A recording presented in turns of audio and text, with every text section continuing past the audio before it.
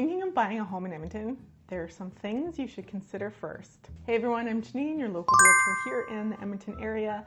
Today I'm going to be going over a few things to consider before you start your home search process, before you even get it pre-approved. This is the very first step in your home buying journey. Be sure to stick through it all because these points are important and it will set your foundation to a successful home purchase. So before you do anything, you need to figure out what you can afford. Look at your monthly expenses to see how much money you have left over after paying bills and other expenses. There's no real set rule on what you can afford because everyone's situation is different. It also needs to line up with your lifestyle. Some people will be okay with bigger payments for a house they really want, while others will want a small payment that leaves them with a lot more cash for other things in their lives. It comes down to you and your goals. Next, think about your down payment. This is the amount of money you pay upfront when you buy a home.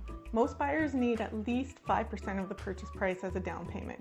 If you don't have enough saved up, some lenders might offer mortgage options where you could borrow your down payment or receive it as a gift from a relative.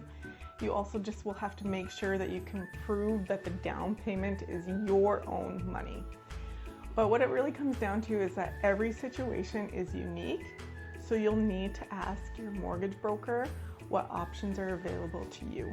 If your down payment is less than 20% of the purchase price, you'll need a high ratio mortgage and mortgage insurance. This can cost anywhere from under 1% to 3% of the purchase price.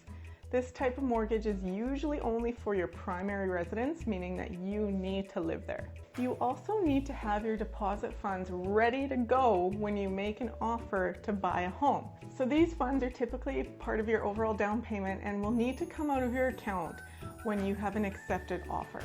There's no rules to how much you need to offer as a deposit, but it is pretty common to see it range from around 3 to 5%. And don't forget about closing costs, which are separate from your down payment and deposit.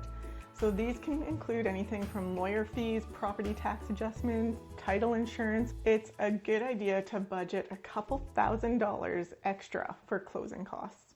If you're planning to buy a condo, keep in mind that you will also have monthly condo fees. Not all condo fees cover the same things, so these can vary. So make sure you know what your condo fees cover. Just because you're approved for a certain mortgage amount doesn't mean you should spend that much. You want to have some wiggle room in your budget for unexpected expenses, or maybe you're out of work for a period of time in the future. And finally, when you're ready, check out the real estate market conditions. If it's a buyer's market, that means there are more properties for sale than there are buyers. So you might just find yourself a deal.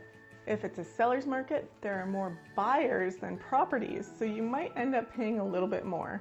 And if it's a balanced market, supply and demand are pretty much equal, so you can expect more stable prices. Once you've had a close look at your own situation and you're ready to move forward, the next step is starting your pre-approval. A mortgage broker will be able to help guide you through this process and give you a better idea of where you're at and what you could qualify for. So if you don't qualify, they can also help you understand the necessary steps needed to get qualified. I'll leave a link in the description to a mortgage broker that can help you with this step. And as always, if you have any questions, please feel free to ask. I'm always here to help. And until next time, see you.